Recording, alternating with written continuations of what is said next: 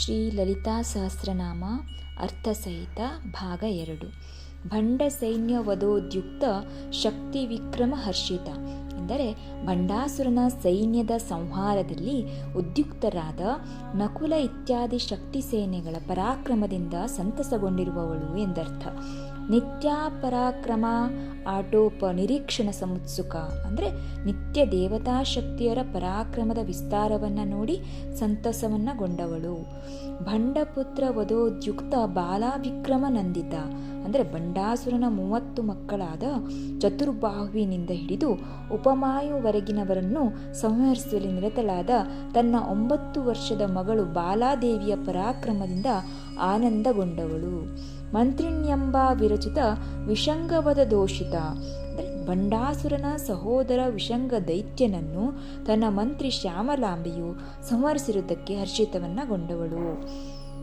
ವಿಶುಕ್ರ ಪ್ರಾಣಹರಣ ವಾರಾಹಿ ವೀರ್ಯನಂದಿತ ಅಂದರೆ ಭಂಡಾಸುರನ ಸಹೋದರ ವಿಶುಕ್ರ ದೈತ್ಯನನ್ನು ಸಂಹರಿಸಿದ ವಾರಾಹಿ ಶಕ್ತಿಯ ಪರಾಕ್ರಮದಿಂದ ಆನಂದಿತಳಾದವಳು. ಕಾಮೇಶ್ವರ ಮುಖಾಲೋಕ ಕಲ್ಪಿತ ಶ್ರೀ ಗಣೇಶ್ವರ ಪತಿ ಕಾಮೇಶ್ವರನ ಮುಖವನ್ನು ನೋಡಿದರಷ್ಟಕ್ಕೆ ಶ್ರೀ ಗಣೇಶನನ್ನು ರೂಪಿಸಿರುವವಳು. ಮಹಾಗಣೇಶ ನಿರ್ಭಿನ್ನ ವಿಘ್ನಯಂತ್ರ ಪ್ರಹರ್ಷಿತ ಮಹಾಗಣೇಶನು ಜಯ ವಿಘ್ನವೆಂಬ ಯಂತ್ರವನ್ನು ನಾಶ ಮಾಡಿ ವಿಘ್ನವನ್ನು ನಿವಾರಿಸಿದ್ದಕ್ಕೆ ಸಂತಸವನ್ನ ಪಟ್ಟವಳು. ಭಂಡಾಸುರೇಂದ್ರ ನಿರ್ಮುಕ್ತ ಶಸ್ತ್ರ ಪ್ರತ್ಯಸ್ತ್ರ ವರ್ಷಿಣಿ ಅಂದರೆ ಭಂಡಾಸುರನು ಬಿಟ್ಟಿರುವ ಶಸ್ತ್ರಗಳಿಗೆಲ್ಲ ಪ್ರತ್ಯಸ್ತ್ರಗಳ ಮಳೆಯನ್ನ ಗರೆದವಳು ಅಂತ ಅರ್ಥ. ಕರಾಂಗುಲಿಕ ನಖೋತ್ಪನ್ನ ನಾರಾಯಣ ದಶಾಕೃತಿ ಹಸ್ತದ ಬೆರಳುಗಳ ಉಗುರುಗಳಿಂದಲೇ ನಾರಾಯಣನ ದಶಾವತಾರವನ್ನು ಸೃಷ್ಟಿಸಿದವಳು.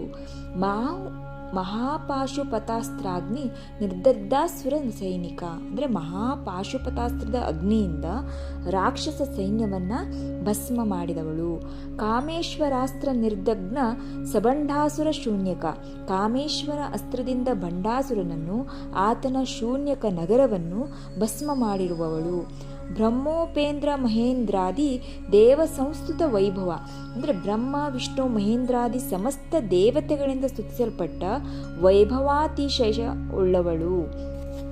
ಹರನೇತ್ರಾಗ್ನಿ ಸಂದಗ್ಧ ಕಾಮಸಂಜೀವನೌಷಧಿ ಈಶ್ವರನ ನೇತ್ರಾಗ್ನಿಯಿಂದ ಭಸ್ಮಗೊಂಡ ಮನ್ಮಥನಿಗೆ ಸಂಜೀವಿನಿ ಮೂಲಿಕೆಯಂತೆ ಇರುವವಳು.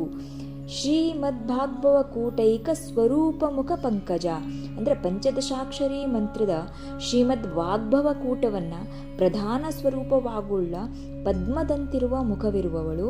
ಮಂತ್ರದ ಮೊದಲನ 5 ಅಕ್ಷರಗಳಾದ ಕ ಎ ಇ ಲ ಹಿಮ್ರಗಳು ಜಗನ್ಮಾತೆಯ ಮುಖಪಂಕಜ ವಾಕ್ಕು ಜ್ಞಾನವೆನಿಸಿವೆ.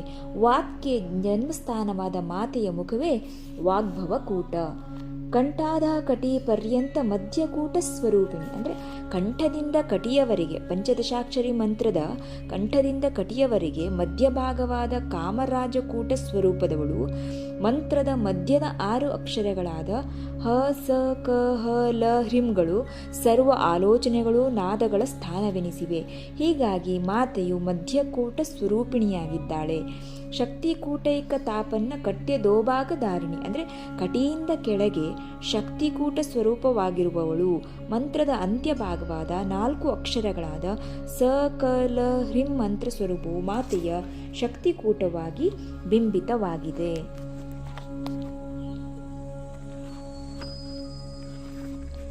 ಮೂಲಮಂತ್ರಾತ್ಮಿಕ ಅಂದರೆ ಮೂಲಮಂತ್ರ ಸ್ವರೂಪಳು. ಮೂಲಕೂಟ ತ್ರಯ ಕಲೇವರ ಮೂಲಮಂತ್ರದ 3 ಕೂಟಗಳ ದೇಹದವಳು. ಕುಲ ಮೈತ್ರೈಕ ರಸಿಕ ಅಂದರೆ ಧರ್ಮ ಮಾರ್ಗದಲ್ಲಿಯೇ ರಸಿಕಳಾದವಳು. ಕುಲ ಸಂಕೇತ ಪಾಲಿನಿ ಸೃಷ್ಟಿ ನಿಯಮವನ್ನು ಕಾಪಾಡುವವಳು. ಕುಲಾಂಗನ ಈಶ್ವರತ್ವದ ಪತಿವ್ರತಾ ಶಿರೋಮಣಿಯಾಗಿ ಕುಲಾಂಗನೆಯಾಗಿರುವವಳು. ಕುಲಾಂತಸ್ಥ ದೇಹ ಪ್ರಪಂಚದಲ್ಲಿ ಅಂತರ್ಯಾಮಿಣಿಯಾಗಿರುವವಳು. ಕೌಲಿನಿ ಶಕ್ತಿ ಆರಾಧಕರಿಂದ ಪೂಜಿಸಲ್ಪಡುವ ಕುಲ ಸ್ವರೂಪಿಣಿಯಾಗಿರುವಂಥವಳು. ಕುಲಯೋಗಿನಿ ಅಂದರೆ ಪ್ರಪಂಚವನ್ನು ಧರಿಸಿರುವ ಕುಲಯೋಗಿನಿಯಾಗಿರುವಂಥವಳು. ಅಕುಲ ಪ್ರಪಂಚವೆಲ್ಲ ತಾನೇ ಆಗಿದ್ದರೂ ತಾನು ಅದರಲ್ಲಿ ಇಲ್ಲದೆ ಪ್ರಪಂಚಕ್ಕೆ ನಿರ್ಲಿಪ್ತಳಾಗಿರುವವಳು ಎಂದರ್ಥ. ಸಮಯಾಂತಾಸ್ಥ ಅಂದರೆ ಸಮತ್ವವನ್ನು ಹೊಂದಿದವರ ಅಂತಿಮ ಕಾಲದಲ್ಲಿ ಇರುವವಳು.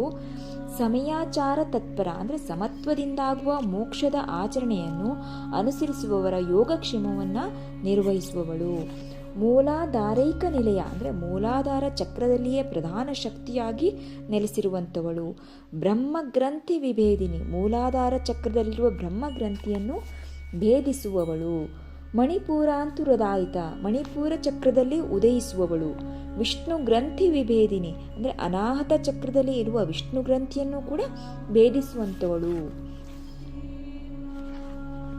ಆಜ್ಞಾಚಕ್ರಾಂತರಾಲಸ್ಥ ಅಂದರೆ ಆಜ್ಞಾಚಕ್ರದೊಳಗೆ ನೆಲೆಸಿರುವವಳು.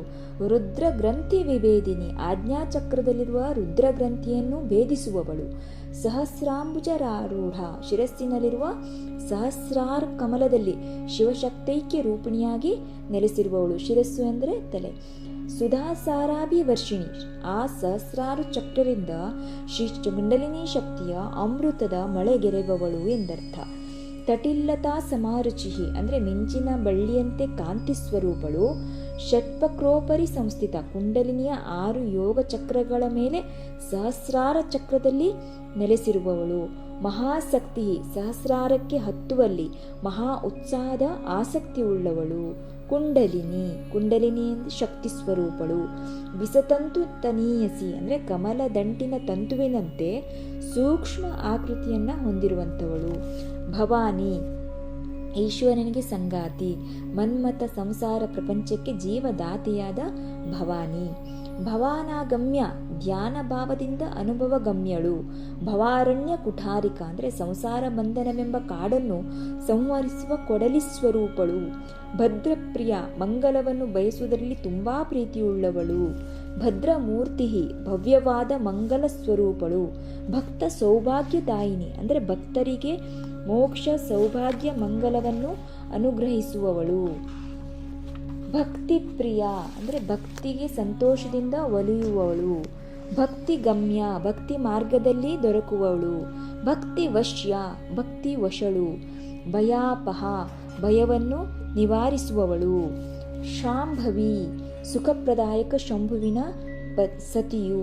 ಶಾರದಾರಾಧ್ಯ ಅಂದರೆ ಶಾರ ಅಂದರೆ ಜ್ಞಾನವನ್ನು, ದಾ ಅಂದರೆ ಕೊಡುವವಳು, ಜ್ಞಾನವನ್ನು ಕೊಡುವವಳು. ನಾದ ವಿದ್ಯೆಗಳ ಅಧಿದೇವತೆ ಶಾರದಾ ಮಾತೆಯಿಂದ ಪೂಜಿಸಲ್ಪಡುವವಳು.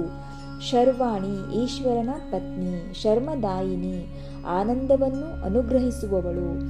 ಶಾಂಕರಿ, ಶಂಕರನ ಪತ್ನಿಯಾಗಿ ಸುಖಪ್ರದಾಯಿನಿ. ಶ್ರೀಕರಿ, ಸಂಪತ್ತನ್ನು ಉಂಟು ಮಾಡುವವಳು. ಸಾಧ್ವಿ, ಉತ್ತಮ ನಡವಳಿಕೆಯುಳ್ಳ ಪತಿವ್ರತೆಯು. ಶರಶ್ಚಂದ್ರ ನಿಭಾನನ ಅಂದರೆ ಶರತ್ಕಾಲದ ಚಂದ್ರನಂತೆ ಬೆಳಗುವ ಮುಖವನ್ನು ಹೊಂದಿದವಳು. ಶಾತೋದರಿ, ತೆಳುವಾದ ಉದರದವಳು. ಶಾಂತಿಮತಿ, ಶಾಂತ ಸ್ವಭಾವದವಳು. ನಿರಾಧಾರ, ಅನ್ಯ ಆಧಾರವಿಲ್ಲದೆ ಪರಬ್ರಹ್ಮ ಸ್ವರೂಪಿಣಿಯಾಗಿ ತನಗೆ ತಾನೇ ಆಧಾರವಾಗಿರುವವಳು. ನಿರಂಜನ ಅಂದರೆ ಕಲ್ಮಶರಹಿತವಾಗಿ ಪರಿಶುದ್ಧಳು. ನಿರ್ಲೇಪ, ಮಾಯಾಲೇಪವಿಲ್ಲದ ದೋಷರಹಿತಳು. ನಿರ್ಮಲ, ಕೋಳೆಯಿಲ್ಲದ ನಿತ್ಯ ಶುದ್ಧಳು. ನಿತ್ಯ, ಶಾಶ್ವತವಾಗಿರುವಂಥವಳು. ನಿರಾಕಾರ, ಪರಬ್ರಹ್ಮ ಸ್ವರೂಪಿಣಿಯಾಗಿ ಭಾವನೆಗೆ ನಿಲುಕದ ಆಕಾರ ರಹಿತಳು. ನಿರಾಕುಲ, ಕಳವಳವಿಲ್ಲದವಳು. ನಿರ್ಗುಣ ಅಂದರೆ ಸತ್ವ ರಜ ತಮೋಗುಣಗಳಿಂದ ಅತೀತಳಾದವಳು. ನಿಷ್ಕಲ, ಕಲಾಶೂನ್ಯಳಾದ ಪರಿಪೂರ್ಣಳು. ಶಾಂತ, ಆನಂದ ಸ್ವರೂಪಳು. ನಿಷ್ಕಾಮ, ಕಾಮನಾ ರಹಿತಳು. ನಿರುಪಪ್ಲವ, ನಾಶವಾಗದವಳು. ನಿತ್ಯಮುಕ್ತ ಅಂದರೆ ನಿತ್ಯಮುಕ್ತ ಸ್ವರೂಪಳು. ನಿರ್ವಿಕಾರ, ವಿಕಾರವಿಲ್ಲದವಳು. ನಿಷ್ಪ್ರಪಂಚ, ಪ್ರಾಪಂಚಿಕ ಭಾವವಿಲ್ಲದವಳು. ನಿರಾಶ್ರಯ, ಸಮಸ್ತಕ್ಕೂ ಆಶ್ರಯ ಸ್ವರೂಪಳಾದ ಮಾತೆಗೆ ಬೇರೆ ಆಶ್ರಯದ ಅಗತ್ಯತೆ ಇಲ್ಲದಿರುವುದರಿಂದ ನಿರಾಶ್ರಯಳಾಗಿದ್ದಾಳೆ. ನಿತ್ಯ ಶುದ್ಧ, ಎಂದೆಂದೂ ಪರಿಶುದ್ಧಳು. ನಿತ್ಯ ಬುದ್ಧ, ಯಾವಾಗಲೂ ಶುದ್ಧ ಜ್ಞಾನ ಜಾಗೃತಳು. ನಿರವಧ್ಯ, ದೋಷವಿಲ್ಲದವಳು. ನಿರಂತರ ಅಂದರೆ ಅಂತರವಿಲ್ಲದವಳು. ಸರ್ವಂತರ್ಯಾಮಿ, ಸ್ವರೂಪಣಿ. ನಿಷ್ಕಾರಣ, ತನಗೆ ತಾನೇ ಕಾರಣನಾದ ಶ್ರೀಮಾತೆಯ ಸ್ವರೂಪಕ್ಕೆ ಬೇರೊಂದು ಕಾರಣ ಇಲ್ಲವಾದ್ದರಿಂದ ಕಾರಣರಹಿತಳಾಗಿದ್ದಾಳೆ. ನಿಷ್ಕಳಂಕ, ಕಳಂಕರಹಿತಳಾದ ಪರಿಶುದ್ಧಳು. ನಿರುಪಾದಿಹಿ, ತೊಂದರೆ ರಹಿತಳು. ನಿರೀಶ್ವರ, ಶ್ರೀಮಾತೆಗಿಂತ ಶ್ರೇಷ್ಠರಾದವರು ಯಾರೂ ಇಲ್ಲದಿರುವುದರಿಂದ ಎಲ್ಲರಿಗಿಂತಲೂ ಶ್ರೇಷ್ಠಳಾದವಳು. ನೀರಾಗ, ವಿಷಯಾಶೆ ಇಲ್ಲದವಳು. ರಾಗಮಥನಿ, ವಿಷಯಾಭಿಲಾಷೆಯನ್ನ ನಿವಾರಿಸುವವಳು. ನಿರ್ಮದ, ಡಂಭ ಇರದವಳು. ಮದನಾಶಿನಿ ದಂಭವನ್ನು ನಾಶ ಮಾಡುವವಳು. ನಿಶ್ಚಿಂತ ಚಿಂತೆ ಇಲ್ಲದವಳು. ನಿರಹಂಕಾರ ಅಹಂಕಾರವಿಲ್ಲದವಳು. ನಿರ್ಮೋಹ ವಿಷಯ ಮೋಹವೆಂಬ ಭ್ರಾಂತಿ ಇಲ್ಲದವಳು. ಮೋಹನಾಶಿನಿ ವಿಷಯ ಮೋಹವೆಂಬ ಭ್ರಾಂತಿಯನ್ನು ನಾಶಪಡಿಸುವವಳು. ನಿರ್ಮಮ ಅಹಮಿಕೆಯ ಸ್ವಾರ್ಥ ಇಲ್ಲದವಳು. ಮಮತಾಹಂತ್ರಿ ಅಹಮಿಕೆ ಎಂಬ ಸ್ವಾರ್ಥವನ್ನು ತೊಲಗಿಸುವವಳು. ನಿಷ್ಪಾಪ ಪಾಪವಿಲ್ಲದವಳು. ಪಾಪನಾಶಿನಿ ಪಾಪವನ್ನು ಧ್ವಂಸ ಮಾಡುವವಳು. ನಿಷ್ಕ್ರೋಧ ಕ್ರೋಧವಿಲ್ಲದವಳು. ಕ್ರೋಧ ಶಮನಿ ಕ್ರೋಧವನ್ನು ತಣಿಸುವವಳು. ನಿರ್ಲೋಭ ಲೋಭವಿಲ್ಲದವಳು. ಲೋಭನಾಶಿನಿ ಲೋಭತ್ವವನ್ನು ನಾಶಪಡಿಸುವವಳು. ನಿಸ್ಸಂಶಯ ಸಂಶಯವಿರದವಳು. ನಿಸ್ಸಂಶಯಗ್ನಿ ಸಂಶಯವನ್ನು ನಿವಾರಿಸುವವಳು. ನಿರ್ಭವ ಜನನ ಮರಣ ಇಲ್ಲದವಳು. ಭವನಾಶಿನಿ ಸಂಸಾರ ಸಾಗರದಿಂದ ಉದ್ಧರಿಸುವವಳು. ನಿರ್ವಿಕಲ್ಪ ಅನಿಶ್ಚಿತತೆ ಇಲ್ಲದವಳು. ನಿರಾಬಾಧ ಯಾವುದರಿಂದಲೂ ಬಾಧೆ ಇಲ್ಲದವಳು. ನಿರ್ಭೇದ ಅಂದರೆ ಭೇದ ಕಲ್ಪನೆ ಇಲ್ಲದವಳು. ಭೇದನಾಶಿನಿ ಭೇದ ಭಾವನೆಯನ್ನು ನಿವಾರಿಸುವವಳು. ನಿರ್ನಾಶ ಆದಿ ಅಂತ್ಯವಿಲ್ಲದ ನಾಶರಹಿತಳು. ಮೃತ್ಯುಮಥನಿ ಮೃತ್ಯು ನಿವಾರಕಳು. ನಿಷ್ಕ್ರಿಯ ಕರ್ಮವಿಲ್ಲದವಳು. ನಿಷ್ಪರಿಗ್ರಹ ಯಾರಿಂದಲೂ ಏನನ್ನೂ ಸಂಗ್ರಹಿಸದ ಅಪರಿಗ್ರಹಳು. ನಿಸ್ತುಲ ಅಂದರೆ ಹೋಲಿಕೆ ಮಾಡಲಾಗದ ಹೋಲಿಕೆ ಇಲ್ಲದ ಉಪಮಾರಹಿತಳು. ನೀಲಚಿಕುರ ಕಪ್ಪು ಬಣ್ಣದ ಕೂದಲುಳ್ಳವಳು. ನಿರಪಾಯ ಅಪಾಯ ಇಲ್ಲದವಳು. ನಿರತ್ಯಯ ಅತಿಕ್ರಮಿಸುವಿಕೆ ಇಲ್ಲದವಳು. ದುರ್ಲಭ ಸುಲಭವಾಗಿ ದೊರೆಯದವಳು. ದುರ್ಗಮ ಸುಲಭ ಸಾಧ್ಯವಿಲ್ಲದವಳು. ದುರ್ಗ ದುರಿತಗಳಿಂದ ಪಾರು ಮಾಡಿ ಮುಕ್ತಿ ಪದವಿ ನೀಡುವ 9 ವರ್ಷದ ಕನ್ಯೆ ನವದುರ್ಗೆ. ದುಃಖಹಂತ್ರಿ ದುಃಖ ನಿವಾರಕಳು. ಸುಖಪ್ರದ ಲೌಕಿಕ ಅಲೌಕಿಕ ಸುಖದಾತಳು. ದುಷ್ಟ ದೂರ ಅಂದರೆ ಕಪಟ ಭಕ್ತರಿಗೆ ಲಭ್ಯವಾಗದವಳು. ದುರಾಚಾರ ಶಮನಿ ಕೆಟ್ಟ ನಡವಳಿಕೆಗಳನ್ನು ನಾಶ ಮಾಡುವವಳು. ದೋಷವರ್ಜಿತ ದೋಷವಿಲ್ಲದವಳು. ಸರ್ವಜ್ಞ ಎಲ್ಲ ಆಚಾರ ವಿಚಾರಗಳನ್ನೂ ತಿಳಿದಿರುವವಳು. ಸಾಂದ್ರ ಕರುಣ ಮನಸಾರೆ ಕರುಣೆ ಉಳ್ಳವಳು. ಸಮಾನಾಧಿಕ ವರ್ಜಿತ ಅಂದರೆ ತನಗೆ ಸಮನಾದ ಹಾಗೂ ಮಿಗಿಲಾದ ಮತ್ತೊಬ್ಬರಿಲ್ಲದ ಪರಮ ಶ್ರೇಷ್ಠಳು. ಸರ್ವಶಕ್ತಮಯಿ ಸಕಲ ಸಾಮರ್ಥ್ಯ ಇರುವವಳು. ಸರ್ವಮಂಗಳ ಎಲ್ಲರಿಗೂ ಶುಭ ಸ್ವರೂಪಿಣಿಯು. ಸದ್ಗತಿಪ್ರದ ಸದ್ಗತಿಯನ್ನು ಅನುಗ್ರಹಿಸುವವಳು. ಸರ್ವೇಶ್ವರಿ ಸಕಲ ನಿಯಾಮಕಳು. ಸರ್ವಮಯಿ ಎಲ್ಲವನ್ನೂ ವ್ಯಾಪಿಸಿರುವವಳು. ಸರ್ವಮಂತ್ರ ಸ್ವರೂಪಿಣಿ ಸಕಲ ಮಂತ್ರಗಳ ಸ್ವರೂಪಳಾಗಿರುವವಳು. ಸರ್ವ ಯಂತ್ರಾತ್ಮಿಕ ಅಂದರೆ ಎಲ್ಲ ರೀತಿಯ ರಹಸ್ಯ ಯಂತ್ರ ಸ್ವರೂಪಳು. ಸರ್ವತಂತ್ರ ರೂಪ ಎಲ್ಲ ಬಗೆಯ ರಹಸ್ಯ ತಂತ್ರಗಳ ಸ್ವರೂಪವಾಗಿರುವವಳು. ಮನೋನ್ಮನಿ ಬ್ರಹ್ಮಾನಂದದಲ್ಲಿ ಮಗ್ನಳಾಗಿರುವ ಮನಸ್ಸಿನ ಸ್ಥಿತಿಯುಳ್ಳವಳು. ಮಾಹೇಶ್ವರಿ ಮಹೇಶ್ವರನ ಸತಿಯಾಗಿ ಇರುವವಳು. ಮಹಾದೇವಿ ಮಹತ್ತಾದ ಪ್ರಕಾಶಕಳಾದ ಮಹಾದೇವಿ ಮಹಾದೇವನ ಪತ್ನಿ. ಮಹಾಲಕ್ಷ್ಮಿ ಮಹಾಲಕ್ಷ್ಮಿ ಸ್ವರೂಪಳಾದ ಶ್ರೀದೇವಿ ಮೃಡಪ್ರಿಯ ಈಶ್ವರನಿಗೆ ಪ್ರಿಯಳಾದವಳು. ಮಹಾರೂಪ ವಿರಾಟ ಸ್ವರೂಪಳು. ಮಹಾಪೂಜ್ಯ ಪರಮ ಪೂಜನೀಯಳು. ಮಹಾಪಾತಕನಾಶಿನಿ ಅಗಾಧವಾದ ಪಾಪಗಳನ್ನು ನಾಶ ಮಾಡುವವಳು. ಮಹಾಮಾಯ ಶುದ್ಧ ಜ್ಞಾನವುಳ್ಳ ಪರಬ್ರಹ್ಮ ಸ್ವರೂಪಿಣಿ. ಮಹಾಸತ್ವ ಉಳ್ಳವಳು. ಮಹಾಶಕ್ತಿ ಶ್ರೇಷ್ಠವಾದ ಶಕ್ತಿ ಉಳ್ಳವಳು. ಮಹಾರಥಿ ಈಶ್ವರನೊಂದಿಗೆ ಪರಮ ಪ್ರೀತಿಯುಳ್ಳವಳು. ಮಹಾಭೋಗ ಸಕಲ ಸೌಭಾಗ್ಯ ಸಂಪತ್ತುಳ್ಳ ಸುಖ ಸಾಗರಳು. ಮಹೇಶ್ವರ್ಯ ಸಕಲೈಶ್ವರ್ಯ ಸ್ವರೂಪಳು. ಮಹಾವೀರ್ಯ ಮಹತ್ತಾದ ತೇಜಸ್ಸುಳ್ಳವಳು. ಮಹಾಬಲ ಮಹಾಬಲಶಾಲಿಯಾದವಳು. ಮಹಾಬುದ್ಧಿ ವಿಶೇಷ ಜ್ಞಾನ ಸಂಪನ್ನಳು. ಮಹಾಸಿದ್ಧಿ ಸಂಪನ್ನಳು. ಮಹಾಯೋಗೇಶ್ವರೇಶ್ವರಿ ಅಂದರೆ ಸಕಲ ದೇವತಾ ಶಕ್ತಿಗಳಿಗೂ ನಿಯಾಮಕಳು. ಮಹಾತಂತ್ರ ಸ್ವರೂಪಿಣಿಯು. ಮಹಾಮಂತ್ರ ಅಂದರೆ ಬಾಲ ಬಗಲ ಇತ್ಯಾದಿ ಮಹಾಮಂತ್ರ ಸ್ವರೂಪಳು. ಮಹಾತಂತ್ರ ಎಂದರೆ ಕುಲಾರ್ಣವ ಜ್ಞಾನಾರ್ಣವ ಇತ್ಯಾದಿ ಮಹಾತಂತ್ರ ಸ್ವರೂಪಿಣಿಯು. ಮಹಾಯಂತ್ರ ಅಂದರೆ ಪೂಜಾಚಕ್ರ ಪದ್ಮಚಕ್ರ ಸಿದ್ಧಿ ವಜ್ರ ಇತ್ಯಾದಿ ಮಹಾಯಂತ್ರ ಸ್ವರೂಪಿಣಿ. ಮಹಾಸನ ಶಿರಸ್ಸಿನಲ್ಲಿರುವ ಸಹಸ್ರಾರ ಕಮಲ ಹಾಗೂ ಪೃಥ್ವಿ ಇತ್ಯಾದಿ 36 ಪರತತ್ವಗಳುಳ್ಳ ಬ್ರಹ್ಮಾಂಡವನ್ನೇ ಆಸನವನ್ನಾಗಿ ಮಾಡಿಕೊಂಡಿರುವ ಮಹಾ ಆಸನವನ್ನು ಹೊಂದಿರುವಂಥವಳು. ಮಹಾಯಾಗ ಕ್ರಮಾರಾಧ್ಯ ಮಹಾಯಾಗವೆಂಬ ವಿಧಾನದ ಮೂಲಕ ಆರಾಧಿಸಲ್ಪಡುವವಳು. ಮಹಾಭೈರವ ಪೂಜಿತ ಕಲ್ಪಾಂತದ ಮಹಾಪ್ರಳಯ ಕಾಲದಲ್ಲಿ ಮಹಾಭೈರವನೆಂದಲೂ ಕೂಡ ಪೂಜಿಸತಕ್ಕಂಥವಳು. ಮಹೇಶ್ವರ ಮಹಾಕಲ್ಪ ಮಹಾತಾಂಡವ ಸಾಕ್ಷಿಣಿ. ಮಹಾಪ್ರಳಯ ಕಾಲದಲ್ಲಿ ಮಹೇಶ್ವರನ ಮಹಾತಾಂಡವ ನೃತ್ಯಕ್ಕೆ ಸಾಕ್ಷಿಯಾದವಳು. ಮಹಾಕಾಮೇಶ ಮಹಿಷಿ, ಮನ್ಮಥನಿಗೂ ನಿಯಾಮಕನಾದ ಮಹೇಶ್ವರನ ಪತ್ನಿಯಾಗಿರುವವಳು.